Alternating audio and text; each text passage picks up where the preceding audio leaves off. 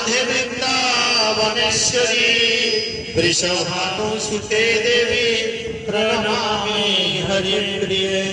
वृंदावै तुलसी देवै प्रिया वै केशवस्य च विष्णु भक्ति प्रदे देवी सत्यवत्यै नमो नमः। जय श्री कृष्ण चैतन्य प्रभु नित्यानंद श्री अद्वैत गदाधर श्रीवासदि गौर भक्तवृंद। हरे कृष्ण कृष्ण कृष्ण हरे हरे, हरे राम राम राम हरे हरे। ओम नमो भगवते वासुदेवाय। ओम नमो भगवते वासुदेवाय। ओम नमो भगवते वासुदेवाय। ओम नमो भगवते वासुदेवाय। नारायणं नमस्कृतं नरं चैव नरोत्तमं देवीं सरस्वतीं व्यासं ततो जयो मुदीरये। मुखं करोति वाचालं पङ्गुं लङ्घयते गिरिं यत्कृपातमहं वन्दे श्रीगुरुदिनोतारिणं परमानन्दमाधवं श्रीचैतन्यैश्वरं श्रीचैतन्यमनोभीष्टं स्थापितं जनो भूतले स्वयं रूप कदा मह्यं ददाति सम्पदान्तिकं। नित्यप्रायेषु अभद्रेषु नित्यं भगवत सेवया भगवती उत्तम श्लोके भक्ति भवति नैष्ठिकी। जय श्री कृष्ण चैतन्य प्रभु नित्यानंद श्री अद्वैत गदाधर श्रीवासदि गौर भक्तवृंद। हरे कृष्णा कृष्ण कृष्ण हरे हरे, हरे राम राम राम हरे हरे। हरे कृष्ण। सर्वप्रथम सकल भक्तेर चरणे आमी गोपीजन बल्लभ दास शतकोटी धन्यवाद प्रणति निवेदन करी। तो जेहेतु आमादेर खूब शीघ्रई रथयात्रा उत्सव होते चलेছে, विशेष करे गौड़ीय वैष्णवদের একটা খুব সুন্দর অনুষ্ঠান। তো আমরা শ্রীমদ্ ভগবত গীতা থেকে একটি শ্লোক আজকে আলোচনা করব।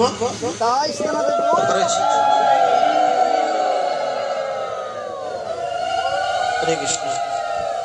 তো আমরা গীতা থেকে একটি শ্লোক আজকে আলোচনা করব এবং শ্লোক আলোচনার শেষে আমরা আজকে মুখ্য আকর্ষণ জগন্নাথ কথা কিছু বলার আলোচনা করব এবং আমরা চেষ্টা করব 12:30টার মধ্যে ভোগ লাগানোর জন্য। যারা রান্নার দায়িত্বে রয়েছে ঝন্টুবাবু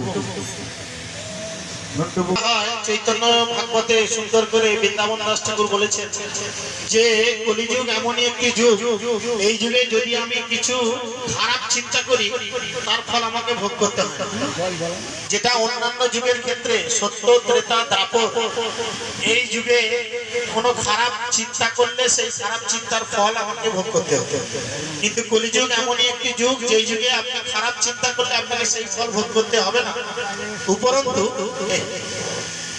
উপরন্তু কি হবে না, আপনি যদি এই যুগে আপনি ভালো কিছু চিন্তা করেন, ভগবান এত করুণাময় এত দয়াময় যে আপনি ভালো কিছু চিন্তা করলে সেই ভালো কিছুর ফল ভগবান আপনাকে তৎক্ষণাৎ পাইয়ে দেবেন। তাই এই কলিযুগ সমস্ত মানুষের কাছে, সমস্ত দেবদেবীদের কাছে এবং সর্বোপরি সকল শ্রেণীর জীবজন্তুর কাছে এই কলিযুগ হচ্ছে শ্রেষ্ঠ যুগ। কলিযুগ হচ্ছে ধন্য যুগ, যেই যুগে কোনো তপস্যা নেই, যেই যুগে কোনো রকম তপশ্চর্যা নেই। কেবলমাত্র কি মহাপ্রভু বলেছেন কি, সকলে আমার সাথে বলুন, হরে নাম হরে নাম हरे नाम हरे नाम হরে নামৈব কেবলম, हरे नाम केवलम কলো নাস্তেব নাস্তেব कलो नस्तक नस्तक নাস্তেব গতিরন্যথা। गतिरन्नथा। অর্থাৎ কলিযুগে কেবলমাত্র হরিনাম, কেবলমাত্র হরিনাম এবং কেবলমাত্র হরিনাম, এছাড়া জীবের কোনো গতি নাই, গতি নাই, গতি নাই। বুঝেছেন? তাই আমাদের পরম গতি কে? পরম গতি হচ্ছেন ভগবান শ্রীকৃষ্ণ। গৌর নিতাই তারা হচ্ছেন পরম গতি।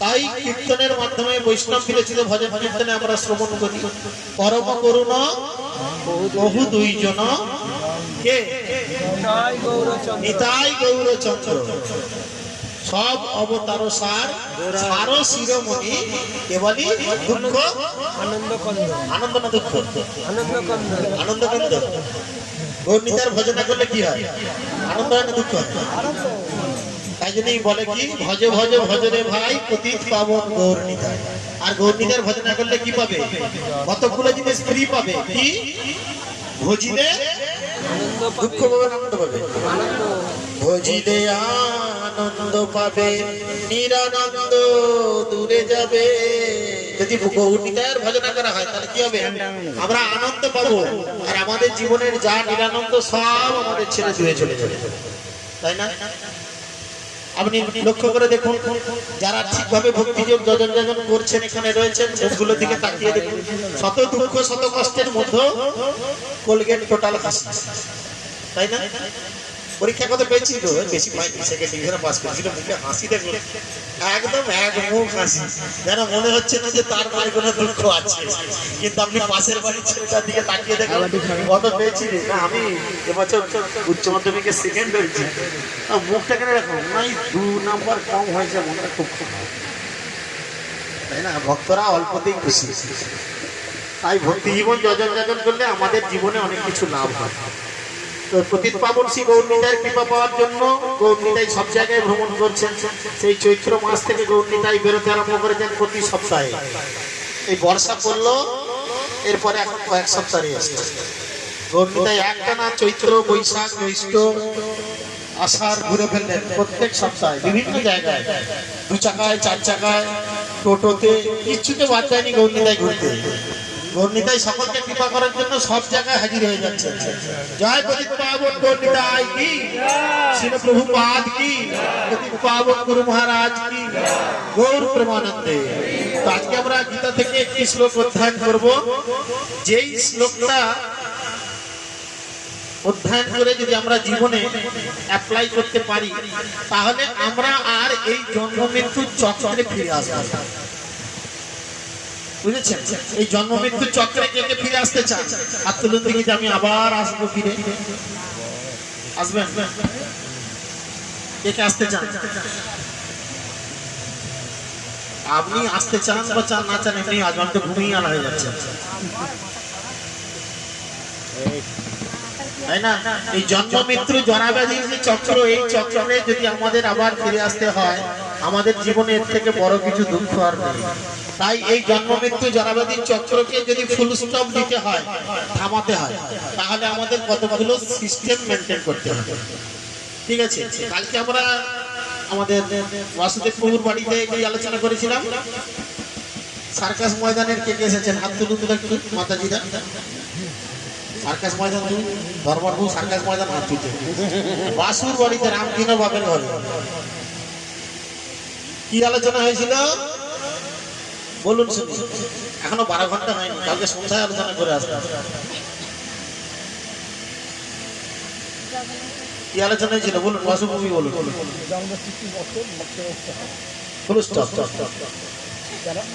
ভগবান কি করে তাকে উদ্ধার করে জন্ম মৃত্যুর পর দুটো কিন্তু আলাদা অপশন ভাববেন না আমি কালকের কথাটাই বলছি আজকের অপশন হচ্ছে কি জন্ম মৃত্যুর পথে আমরা কি করে বাধা সৃষ্টি করবো আমরা সেই পথে যাবো এটা খুব ভালো শ্লোক রাজবিচ্ছু থেকে 3 নম্বর শ্লোক আমার সঙ্গে বলতে পারেন অশ্বস্থানা পুরুষা ধর্মস্য অশ্চ পরন্তপ অপ্রাপ্তমাং নিবর্তন্তে মৃত্যু সংসার বর্মণি অশ্বস্থান পুরুষা ধর্মস্য পরন্তপ অপ্রাপ্তমাং নিবর্তন্তে মৃত্যু সংসার বর্মণি অশ্বস্থান পুরুষা ধর্মস্য পরন্তপ অপ্রাপ্তমাং নিবর্তন্তে মৃত্যু সংসার বর্মণি এখানে ভগবান শ্রীকৃষ্ণ অর্জুনকে বলছেন হে পরন্তপ এই ভগবত ভক্তিতে যাদের শ্রদ্ধার উদয় হয়নি তারা আমাকে কোনোদিন লাভ করতে পারে না ভগবানকে লাভ করতে গেলে সব থেকে প্রথম দরকার হচ্ছে শ্রদ্ধা, বুঝেছেন? আর শ্রদ্ধা কাকে বলে? মহাপ্রভু শ্রদ্ধার ডেফিনেশন দিয়েছেন। শ্রদ্ধা কাকে বলে? শ্রদ্ধা শব্দে কহে কি? সুদৃঢ় বিশ্বাসটা কি বিশ্বাস? অবশ্যই দুপুরে খেতে পাবো আমি, কি বিশ্বাস? অবশ্যই রক্ষিবে কৃষ্ণ বিশ্বাস। এই বিশ্বাস যদি আমাদের মধ্যে থাকে যে কৃষ্ণ আমাকে রক্ষা করবেন, তবে কিনা আমি ভালো ভক্তি জীবন যাপন করতে পারবো এবং ভগবানকে লাভ করতে পারবো। তা বলছে যাদের এরা ভক্তি লাভ হয় না তারা কি করেন? যদি আমাদের এরকম অবস্থা হয়, তাই তারা এই জড় জগতে জন্ম মৃত্যুর পথে বারবার ফিরে আসে। তাহলে জন্ম মৃত্যুর পথে বারবার কারা ফিরে আসে? যাদের ভগবানের প্রতি শ্রদ্ধার উদয় হয় না, তাই না? এখন এই শ্রদ্ধা কোথায় পাওয়া যায়? অশোকের দোকানে, আর আপনাকে সত্যনারায়ণ কোথায়? বিগ বাজার। শ্রদ্ধা কোথায় কিনতে পাওয়া যায়? প্রতিটা জিনিসের থাকবে না, এমনি তো পাওয়া যাবে।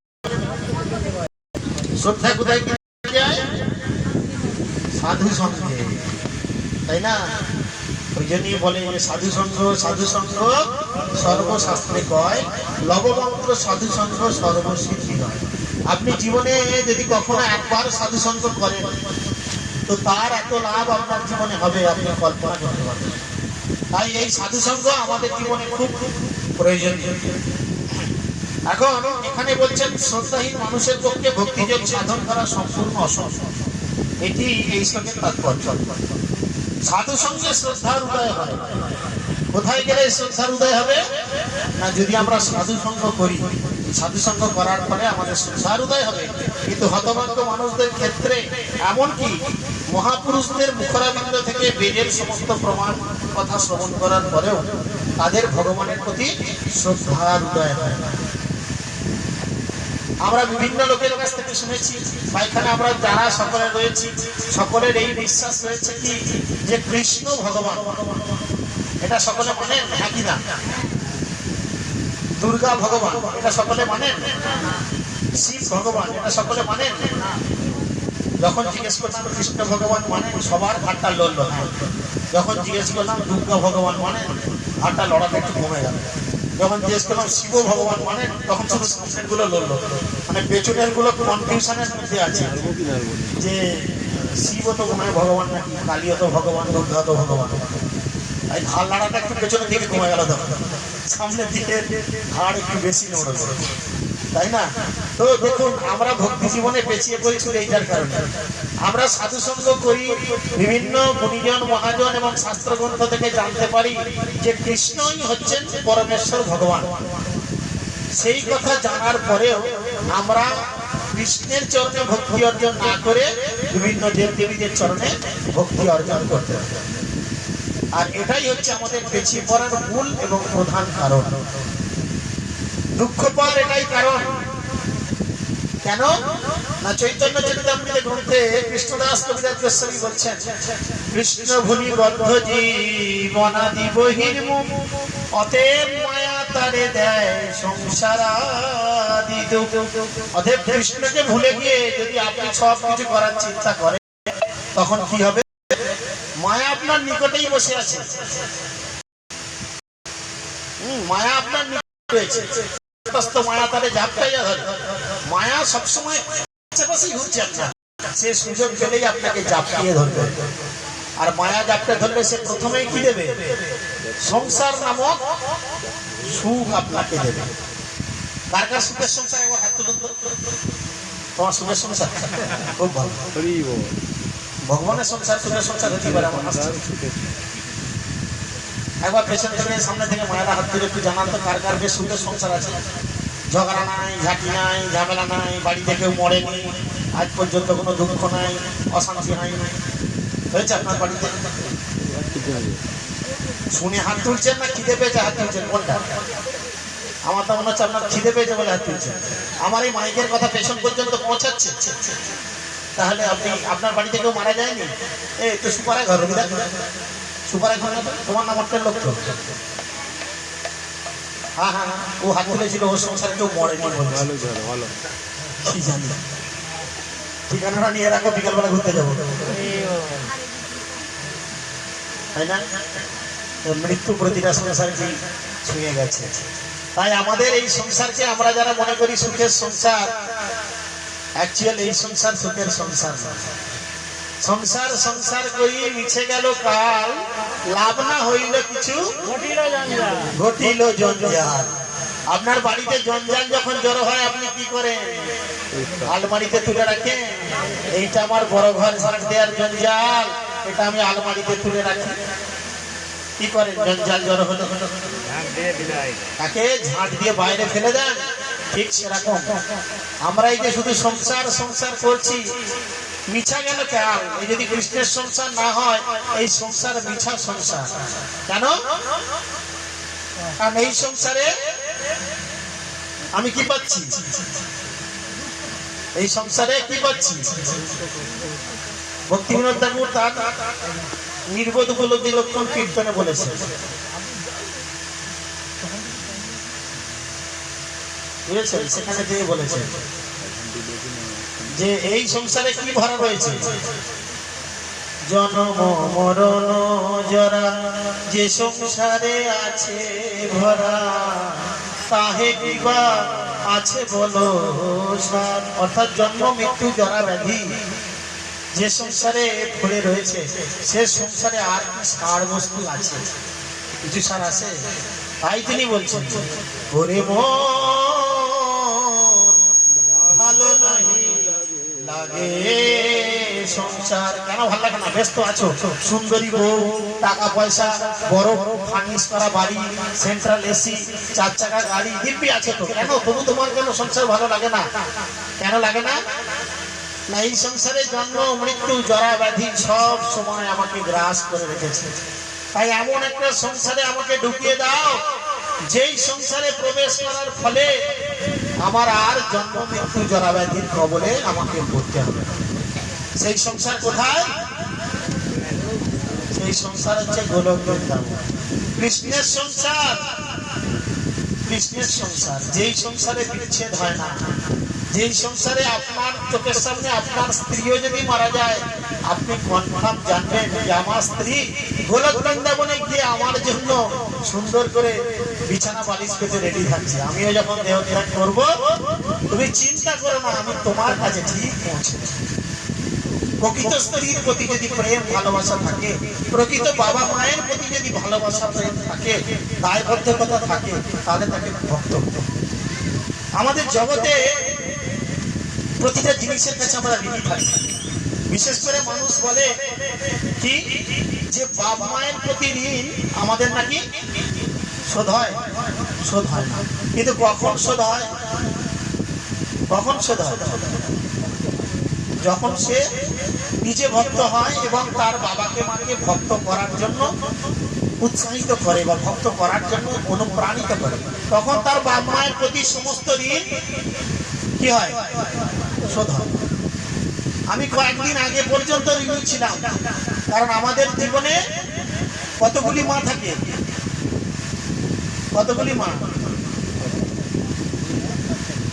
অনেক মা থাকে। আমার ঘরের কথাবার্তা বললে অনেক মা থাকে। 7টা মা। শ্বশুর মা শাশুড়ি মা ধরে লাভ, ওগুলো মা না, ওগুলো দরজা। আপনি কি মা ছিলেন? শাশুড়ি মা কোথায় নাম কি? ওগুলো নয়, শাস্ত্র কি বলে বুঝতে হবে। গোমাতা তিনি হচ্ছে এক মা, জন্ম দিয়েছেন তিনি এক মা, তাই না? ধরিত্রী তিনি এক মা, গুরুমা তিনি এক মা, ধাত্রী মাতা দাই মা এক মা।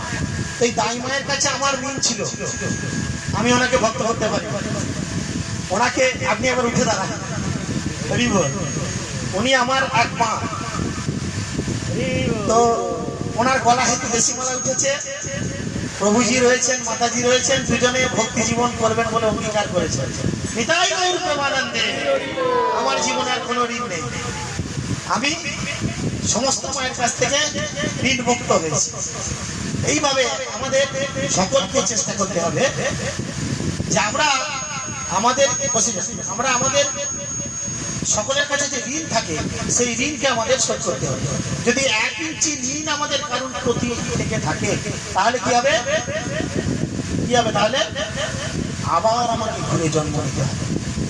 পুনরপি জন্ম পুনরপি মরণ পুনরপি জননী জঠরে শয়ন। আবার তোমাকে জন্ম নিতে হবে, আবার মাতৃ জঠরে তোমাকে শয়ন করতে হবে। তবে সেটা কোনো মানুষ মা নাও হতে পারে, ছাগল হতে পারে, গরু হতে পারে, কুকুর হতে পারে, গিরগিটি, টিকটিকি, আরশোলা ইত্যাদি অন্যান্য জীবজন্তু হতে পারে, তাই না? হতেই পারে, কারণ 84 লক্ষ জীবজনী রয়েছে, তার মধ্যে কোন জনিতে যে আমাকে জন্ম নিতে হবে আমি নিজেও সেটা জানি না। তাই কি করতে হবে?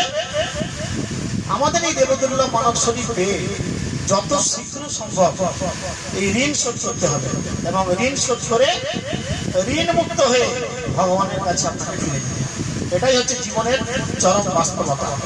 তা যার জন্য এখানে চৈতন্য চরিতামৃতে বলা হচ্ছে শুধুমাত্র পরমেশ্বর ভগবান শ্রীকৃষ্ণের সেবার দ্বারাই সমস্ত রকমের জীবনের সার্থকতা অর্জন করা যায়। আমাদের মনে বিশ্বাস থাকে না, তাই আমরা বিভিন্ন দেবদেবীদের প্রতি পূজা অর্চনা করার জন্য ছুটে বেড়াই। আমরা মনে করি না যে ভগবান শ্রীকৃষ্ণের সেবা করলে সমস্ত দেবদেবীর সেবা অলরেডি হয়ে যায়। কিভাবে হয়ে যায়? একটা গাছকে যখন পরিপুষ্ট করবার চেষ্টা করা হয় তখন সেই গাছকে কি করা হয়? গাছের ডালপালায় বা পাতায় জল দেওয়া হয় না গাছের গোড়ায় জল দেওয়া হয়? গাছের গোড়াতে জল দেওয়া হয়। গোড়াতে জল দিলে গাছটা কি হয়? সমস্ত ডালপালা পরিপুষ্ট হয়, আলাদা করে পাতায় জল দেওয়ার প্রয়োজন পড়ে না। ঠিক তদ্রূপ কৃষ্ণ হচ্ছেন সমস্ত কিছুর মূল। অনাদির আদি গোবিন্দ সর্বকারণম কারণম তমাহং ভজামি। কৃষ্ণ হচ্ছেন সমস্ত মূলের মূল। সেই মূলে যদি আমি জল সিঞ্চন করি তবে কিন্তু প্রত্যেকটা শাখা পালায় জল যাবে। তা না হলে কি হবে? চাঁদ সদাগরের মতো অবস্থা হবে। আপনি লক্ষ্য করে দেখুন, বলে ইতিহাস আলোচনে ভেবে দেখো নিজ মনে কত আসুরিক দুরাশয়। ইতিহাস আলোচনা করে দেখুন যে কত মানুষের কত কঠিন পরিস্থিতি হয়েছে ভগবানের সেবা না করার। চাঁদ সদাগর কার সেবা করতেন? শিবের করতেন, ঠিক আছে? তো তিনি শিবের একনিষ্ঠ ভক্ত ছিলেন, কিন্তু তার হাত দিয়ে কি করেছেন? মহাদেব মনসা তার হাত দিয়ে কি করেছেন? পূজা দিয়েছেন। ডানাতে হোক, বাঁ হাতে হোক, হাতে হোক, পায়ে হোক, যেভাবে পুজো নিয়েছেন, প্রেসার ক্রিয়েট করে তাকে পুজো করাতে বাধ্য করেছেন। কিন্তু আপনি ইতিহাস আলোচনা করে দেখুন, আজ পর্যন্ত কোনো শুদ্ধ কৃষ্ণ ভক্তের কাছে কোনো দেবদেবী এইভাবে প্রেসার ক্রিয়েট করে তার জয় হয়নি, বরঞ্চ সে ঘুরে তার ভক্ত হয়ে গেছে। তার প্রধান এবং প্রথম উদাহরণ কি? আমরা সকলেই জানি হরিদাস ঠাকুর। হরিদাস ঠাকুরের নাম শুনেছেন? এই হরিদাস ঠাকুর মুসলমান কুলোদ্ভূত যমন ছিলেন, কিন্তু হরিদাস ঠাকুর ব্রহ্মার অবতার ছিলেন। তিনি কোনো একটা বৈষ্ণব অপরাধ করার ফলে তিনি ইচ্ছাকৃতভাবে নিজেকে এইভাবে শাস্তি দিয়েছিলেন।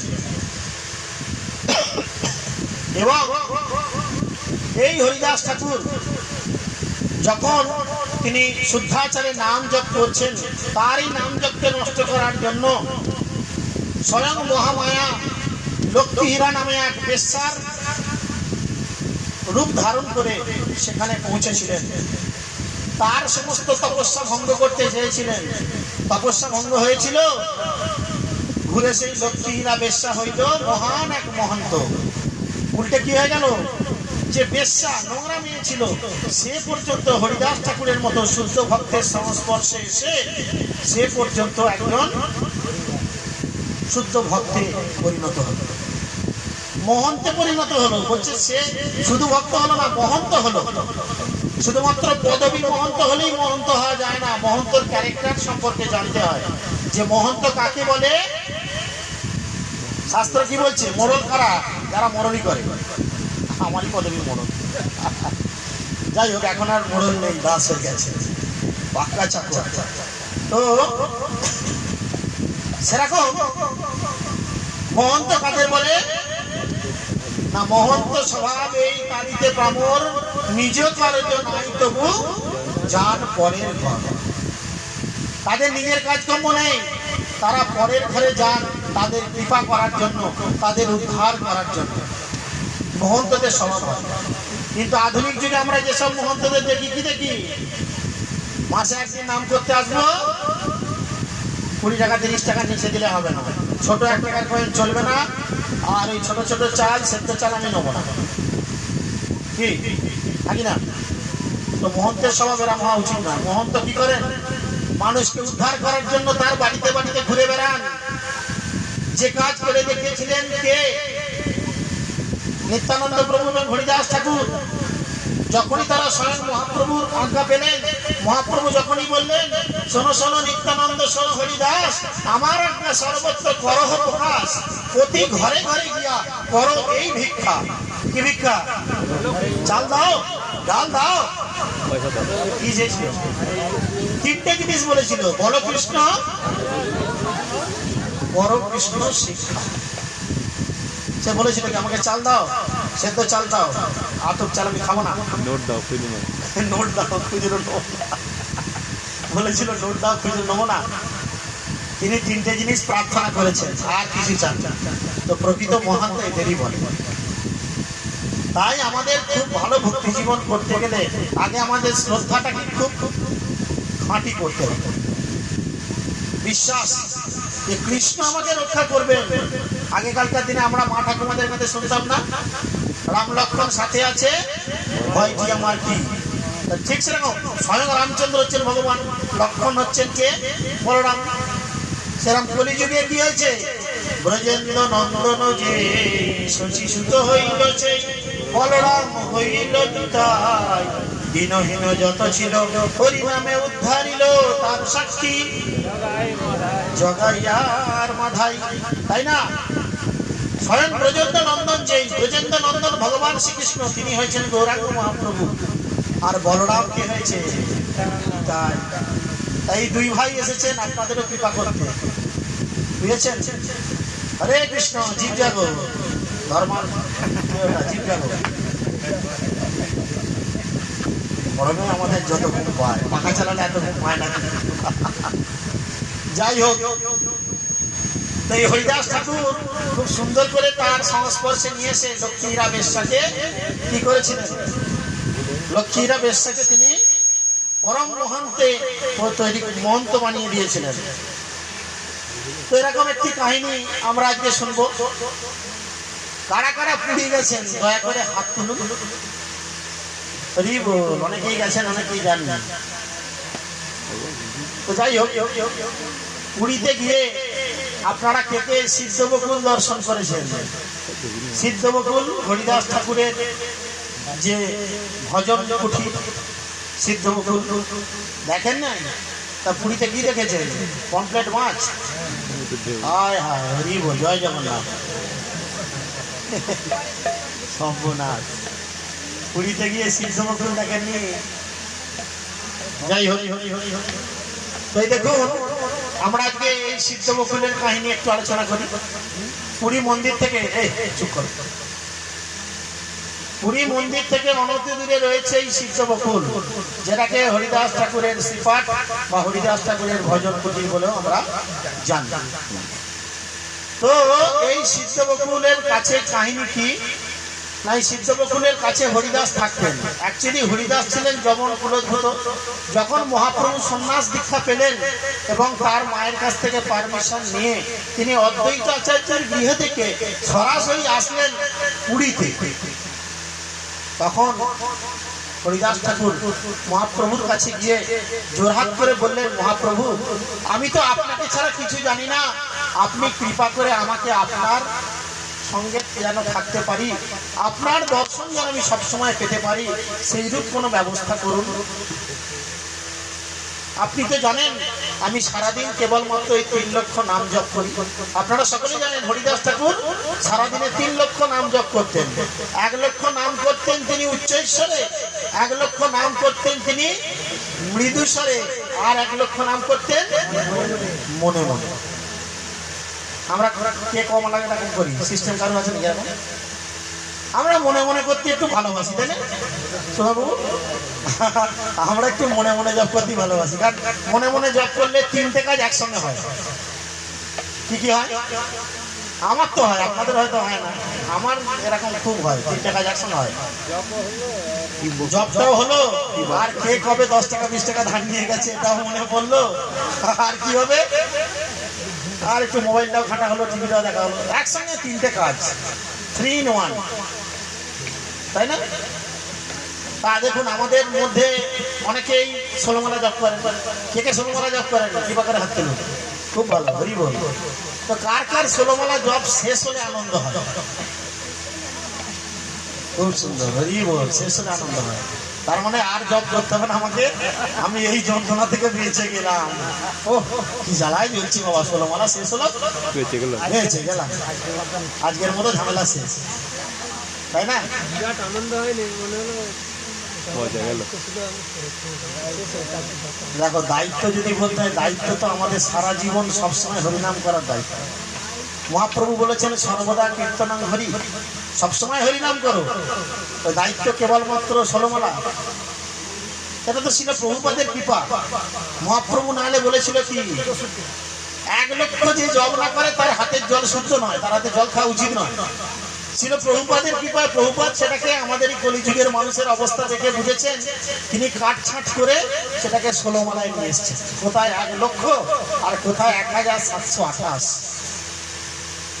তা আবার এক একদিন আমাদের শোধ হয় না, পরের দিনে সহ্য, তাই না? মুদিখানা দোকানের মতো ব্যাপার, বাবু আজকে হলো নি, কাল ঝামেলা কম, কাল শোধ করে দেবো, তাই না সেরকম? তো এই হরিদাস ঠাকুর মহাপ্রভুর কাছে জোড়াত করে বলছেন, মহাপ্রভু আমি তো আপনার নাম জপ যতক্ষণ না শেষ হয় ততক্ষণ আমি জলস্পর্শ করি না, মুখে কিছু দাঁতে কাটি না, তো আপনি কৃপা করে আমাকে আপনার কৃপার মধ্যে রাখার চেষ্টা করেন। তখন মহাপ্রভু বললেন, হরিদাস আমি পুরীতে যাচ্ছি, আর পুরীতে কে আছেন? আমরা এর আগের রবিবার শুনেছি কি, আমরা এর আগের রবিবার কি লীলা শুনেছি, জগন্নাথ কি করে এলো এই পৃথিবীতে, আর নীলমাধবের কাহিনী শুনেছি, তাই না? আজকে আরো দুটো জগন্নাথের কাহিনী শুনি, কালকে সৌরভদের বাড়িতে গোটা 3-4 জগন্নাথের কথা বলা হয়েছে। তো হরিদাসকে বলছেন, হরিদাস আমি তো পুরীতে যাচ্ছি, আর পুরীতে গিয়ে সেখানে জগন্নাথ রয়েছে, আমি সেখানে জগন্নাথের কাছে তোমার জন্য কিছু প্রার্থনা করব, আর তোমার জন্য প্রার্থনা করে আমি জগন্নাথের কাছে চাইবো যাতে তোমার কিছু একটা ভালো গতি হয়। আর কৃষ্ণ কার প্রার্থনা শুনে না,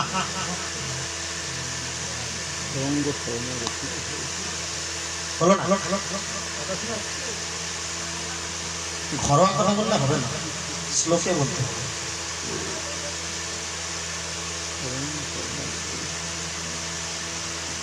কে বলবেন হাত তুলুন। কৃষ্ণ কার প্রার্থনা শোনেন? শরঙ্গ শরণাগতি হইয়াছে যাহার, তাহার প্রার্থনা শুনে কে শোনে? তাহলে কার শোনে? শরঙ্গ শরণাগতি হইয়াছে যাহার, তাহার প্রার্থনা শুনে শ্রী নন্দকুমার। তাই মহাপ্রভুর শরঙ্গ শরণাগতি ছিল। তিনি গিয়ে জগন্নাথের কাছে জোড়াত করে বলছেন, হরিদাস আমার খুব ভালো ভক্ত, প্রভু আপনি কৃপা করে এই হরিদাসের জন্য কিছু চিন্তা করুন। তো তারপরে মহাপ্রভু কি করলেন, হরিদাস ঠাকুরকে রামানন্দ রায়ের সঙ্গে ডেকে নিলেন যে তুমি এই চতুর্মাসে, হরিদাস ঠাকুর এই চতুর্মাসের প্রথমের দিকে, তখনকার দিনে যখন মহাপ্রভু পুরীতে অবস্থান করতেন, হরিদাস ঠাকুর যখন মহাপ্রভু যখন পুরীতে অবস্থান করতেন, এই পুরীতে অবস্থানরত অবস্থায় এই সমস্ত গৌরীয় বৈষ্ণবেরা কখন পুরী যেতেন জানেন? এই চাতুর্মাসের আগে, রথের সময় তারা রথের আগে যেতেন পুরীতে, মহাপ্রভুর সঙ্গে এই রথযাত্রায় অংশগ্রহণ করতেন এবং চাতুর্মাসের 4 মাস সেখানে থেকে চাতুর্মাস ব্রত পালন করে তারপরে তারা আবার এইখানে ফিরতেন। যারা চৈতন্য চরিতামৃত অধ্যয়ন করেছেন তারা চৈতন্য চরিতামৃতের মধ্য লীলায় এই সমস্ত লীলাগুলো পালন, কিভাবে গৌরীয় বৈষ্ণবরা যেতেন তো সেই গৌড়ীয় বৈষ্ণব ছিলেন রামানন্দ রায়। সেই রামানন্দ রায়ের সঙ্গে দুজন ছিলেন, একজন ছিলেন রামানন্দ রায় আর একজন ছিলেন রায় রামানন্দ।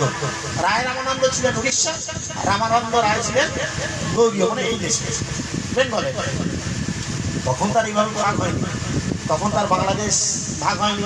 উড়িষ্যার কিছুটা আমাদের, মানে উড়িষ্যার প্রদেশের কিছুটা আমাদের বেঙ্গলের মধ্যে ছিল, তারপরে অনেক কিছু ভাগ হয়েছে। তো হরিদাস ঠাকুরকে ডেকে এনেছেন। এখন হরিদাস ঠাকুর ছিলেন জাতিতে মুসলমান, তাই সেই হরিদাস ঠাকুরকে মন্দিরে প্রবেশ করার কোনো অধিকার ছিল না।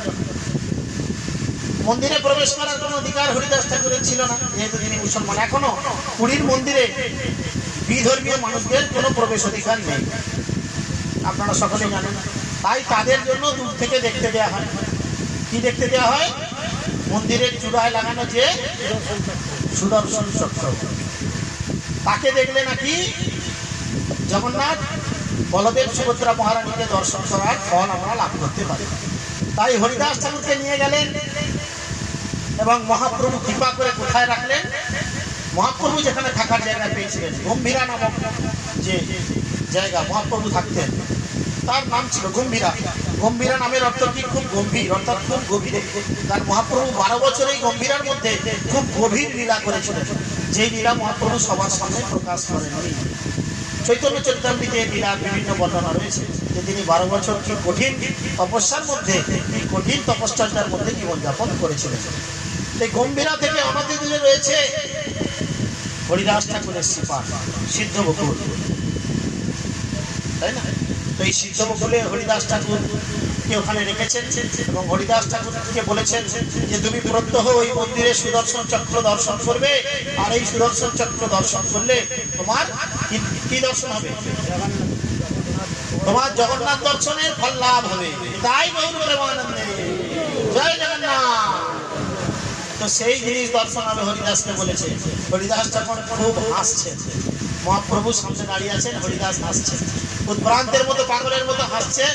আর তখন মহাপ্রভু হরিদাসকে হাত দুটো ধরে বলছে, হরিদাস কি হলো, আমার কথায় তোমার হাসি পাচ্ছে, কি কি কারণ?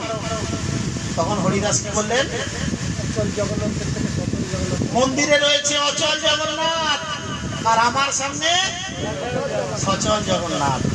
মহাপ্রভুর হাত ধরে বলছে, দেখো দেখো মহাপ্রভু, আমার কি সৌভাগ্য, দেখো মন্দিরের অচল জগন্নাথ বসে রয়েছে, সেখান থেকে তুমি সচল জগন্নাথ, তুমি আমাকে কৃপা করার জন্য এসেছো। তাই মন্দিরের অচল জগন্নাথকে দর্শন করার কোনো অভিলাষ আমার নেই, বুঝেছেন? কোনো অভিলাষ আমার নেই। তাই তিনি প্রত্যহ কি করতেন? হরিদাস ঠাকুরের কাছে আসতেন, হরিদাস ঠাকুরের কাছে এসে হরিদাসের শরীর কেমন আছে ইত্যাদি ইত্যাদি খোঁজ নিতেন। মহাপ্রভুর একটা অভ্যাস ছিল বলতে পারেন। আমরা যেমন মঙ্গল আরতি করি, মঙ্গল আরতির পরে আমরা কেউ কেউ মর্নিং ওয়াকে বেরিয়ে যাই। তো মহাপ্রভু কি করতেন? মহাপ্রভু প্রত্যহ জগন্নাথ মন্দিরে যখন জগন্নাথকে মুখ টুক ধোয়ানো হয় তখন তিনি যেতেন। প্রত্যহ জগন্নাথ ভোরবেলা দর্শন করতেন, ঘুরে তিনি হরিদাস ঠাকুরের কাছে এসে হরিদাসকে দর্শন করতেন, বুঝেছেন? আর আমরা সকলেই জানি, কম বেশি জানি, জগন্নাথ একটা গাছের ডাল, গাছের নামটা আমার মনে পড়ছে না, গাছের একটা ডাল আছে, সেই ডাল দিয়ে দাঁত মাজেন। প্রত্যহ জগন্নাথ দাঁত মাজেন। এই দাঁতন আমাদের গুরু মহারাজের কাছেও রয়েছেন, পুরুষোত্তম মহারাজের কাছেও রয়েছে জগন্নাথের দাঁতন। তো আমার 2-4 বার সৌভাগ্য হয়েছে সেই দাঁতনের স্পর্শ মাথায় পেয়েছিলাম। তো গুরু মহারাজ দিয়েছিলেন আমাদের ব্রাহ্মণ দীক্ষার সময়, মাথায় দাঁতন ঠিক দিয়েছিলেন। আর পুরুষোত্তম মহারাজ 2-3 বার দিয়েছেন, মায়াপুরে 2 বার আর আমাদের আরামবাগে 1 বার। বুঝাই হোক, তো সেদিনের ঘটনা কি? প্রত্যহ মহাপ্রভু এসে দর্শন করতেন জগন্নাথকে। আর যে দৈতাপতি, অর্থাৎ সেখানকার ব্রাহ্মণদের বলা হয় দৈতাপতি, সেই যে দৈতাপতিরা জগন্নাথের সেবা করতেন, তারা জগন্নাথকে দাঁত ফাঁত মাজিয়ে দিয়ে সেই দাঁতন নিজেদের কাছে রেখে দিতেন। কারণ জগন্নাথের এই মুখের অধরামৃত, মুখের স্পর্শ করা এই দাঁতন খুব পবিত্র এবং ভক্তি জীবনে খুব উন্নতি করবার সহায়ক, বুঝেছেন? তো সেই দাঁতন তারা রেখে দিতেন। একদিনের ঘটনা এরকম হলো কি না, মহাপ্রভু দর্শনে গেছেন আর জগন্নাথকে দন্ত ধাবন করে সেই দাঁতন মহাপ্রভুকে দেয়া হয়েছে। মহাপ্রভু সেই জগন্নাথের দাঁতন পেয়েছে, আর সেই দাঁতন নিয়ে তিনি সরাসরি এসছেন কোথায়? হরিদাসের কাছে। এসে বলছে, হরিদাস এই দেখো আমি কি একটা পেয়েছি, দেখো এটা হচ্ছে জগন্নাথের দাঁতন। বলে তিনি কি করলেন, সেই দাঁতনটা নিয়ে হরিদাস ঠাকুর যেই গৃহে বসে সাধন ভজন করতেন, তখন বকুল গাছ থাকে না, সেই দাঁতনটা দিলেন মাটিতে পুঁতে, আর যেমনি মাটিতে দাঁতনটা পুঁতে দিলেন, সেই দাঁতনটা বেড়ে বেড়ে বেড়ে বেড়ে বেড়ে বেড়ে একটা বিশাল বকুল গাছের আকার ধারণ করলো। তাই সেই বকুল গাছ আজও আছে, মহাপ্রভু নিজে হাতে লাগিয়েছেন, সেই বকুল গাছ আছে। এবার সেটা সিদ্ধ বকুল কি করে হলো? বকুল গাছ তো হলো। তো এক সময় মহারাজ ইন্দ্রদম্ভ রথ করার জন্য, প্রত্যেক বছর আমরা জানি জগন্নাথের যে রথ হয়, প্রতি বছর রথ নতুন নতুন কাঠের হয়, জানেন তো এটা? শোনা যে নতুন নতুন কাঠ দিয়ে জগন্নাথের রথ তৈরি হয়। আর এক বছর চতুর্দিকে কাঠ খুঁজছেন, কিন্তু কাঠ খুঁজে পাওয়া যাচ্ছে না। ভালো কাঠ খুঁজতে খুঁজতে খুঁজতে খুঁজতে ওই ইন্দ্রদম্ভ রাজার যে সমস্ত লোকজন ছিলেন, তারা কি করেছেন না, ওই হরিদাস ঠাকুর যেখানে ভজন করতেন সেখানে এসে ওই বকুল গাছটাকে দেখেছেন। দেখে বলছেন যে এই বকুল গাছটা এবছর জগন্নাথের রথ হবে, কিন্তু বারণ করা হয়েছে। হরিদাস ঠাকুর তাকে বলেছেন, না এটা ঠিক নয়, এটা ভগবান চৈতন্য মহাপ্রভু রোপণ করে গেছেন, এটা কোনো সাধারণ গাছ নয়, তোমরা এরকম করো না। তারা তখন হরিদাসের কথা শোনে। হরিদাস বেশি তর্ক করেননি, তিনি চুপচাপ জোড়া ধরে হয়ে গেছেন। তিনি ভেবেছেন কি হয়তো জগন্নাথের এটা ইচ্ছা, এতেই রথ হবে। কারণ পুরীর সমস্ত লোকজন জানে যে যখন জগন্নাথের নতুন কলেবর হয়, নব কলেবর হয়, 12 বছর 14 বছর ছাড়া বা 19 বছর ছাড়া, এর আগের বছর হয়েছিল প্রায় 19 বছর কত মাস পর নব কলেবর। জগন্নাথের পুরাতন বিগ্রহ তাকে সমাধি দেওয়া হয়, মন্দিরের পিছনে সমাধি ক্ষেত্র রয়েছে, সমাধি দেওয়া হয় এবং নতুন জগন্নাথের বিগ্রহ তৈরি করা হয়। এবং যখন নতুন জগন্নাথের বিগ্রহ তৈরি হয়, যে গাছে নিম গাছ হবে, আমরা সাধারণত জানি নিম গাছের স্বাদ কিরকম, কিন্তু সেই নিম গাছের স্বাদ হবে মিষ্টি। নিম গাছের কাছে গেলে নিম পাতার গন্ধ পাওয়া যায়, কিন্তু সেই নিম গাছের কাছে গেলে চন্দনের গন্ধ পাওয়া যায়। সেই নিম গাছে শঙ্খ চক্র গদা পদ্মের ছাপ থাকবে, সেই নিম গাছে কোনো পাখির বাসা থাকবে না, সেই নিম গাছের গোড়ায় সাপ পাহারা দেবে, ইত্যাদি ইত্যাদি। এবং সেটা স্বপ্নাদেশ হবে যে আমি অমুক জঙ্গলে এই জায়গায় একটি বৃক্ষরূপে আবির্ভূত হয়েছি, তুমি সেই বৃক্ষ নিয়ে এসে আমার এই মূর্তি স্থাপন করো। সেটা এক জঙ্গলে 3-4টে কাঠ হতে পারে, বা বিভিন্ন জঙ্গলে হতে পারে। এর আগের বারে 4টে জঙ্গলে 4টা করে গাছ পাওয়া গেছিল, সম্ভবত 2012-13 হবে। তো সেইভাবে স্বপ্নাদেশ করে। তো তখন তিনি ভেবেছেন হরিদাস ঠাকুর যে এটা হয়তো জগন্নাথের ইচ্ছা, তিনি আর কোনো কথা বলেন, বলে ঠিক আছে তোমরা কাটো।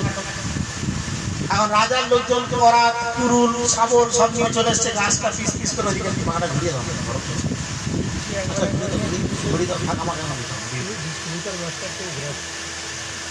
তো তখন কি করেছেন তিনি, আর কিছু বলেননি। রাজার লোকজন সবকিছু কুঠার শাবল করা কাটারি নিয়ে এসেছেন।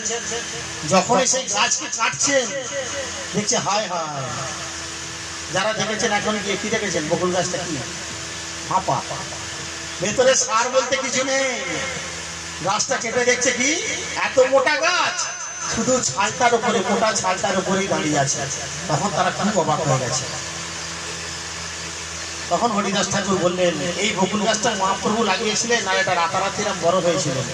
আর মহাপ্রভু আর হরিদাস ঠাকুর এত শুদ্ধ ভক্ত, এদের সংস্পর্শে এসে এই বকুল গাছ সিদ্ধি লাভ করছে। হরিদাস ঠাকুরের নামের এত জোর যে একটা বৃক্ষ, একটা গাছ সে পর্যন্ত সিদ্ধি লাভ করেছে। তাই সেই বকুল গাছের নাম তখন থেকে হলো সিদ্ধ বকুল। চৈত্র সংক্রান্তিতে ওখানকার পুরীবাসী উড়িষ্যার যে সমস্ত লোক তারা ওই বকুল গাছ থেকে 108 ঘরা জল দিয়ে স্নান করান এখন চৈত্র সংক্রান্তি। হরি বল, হরে কৃষ্ণ। চৈত্র সংক্রান্তিতে স্নান করান, তাই সেইভাবে সেই সিদ্ধ বকুল সেখানে স্থাপিত হবে। সেই সিদ্ধ বকুলকে স্পর্শ করলে, সেই সিদ্ধ বকুলকে যদি আমরা জড়িয়ে ধরি, তাহলে আমরা কৃষ্ণ প্রেম লাভ করতে পারি। এটাই গৌর প্রেমানন্দে। যারা আগামী দিনে পুরী যাবেন অবশ্যই তারা সিদ্ধ বকুলকে ধরবেন, বুঝেছেন?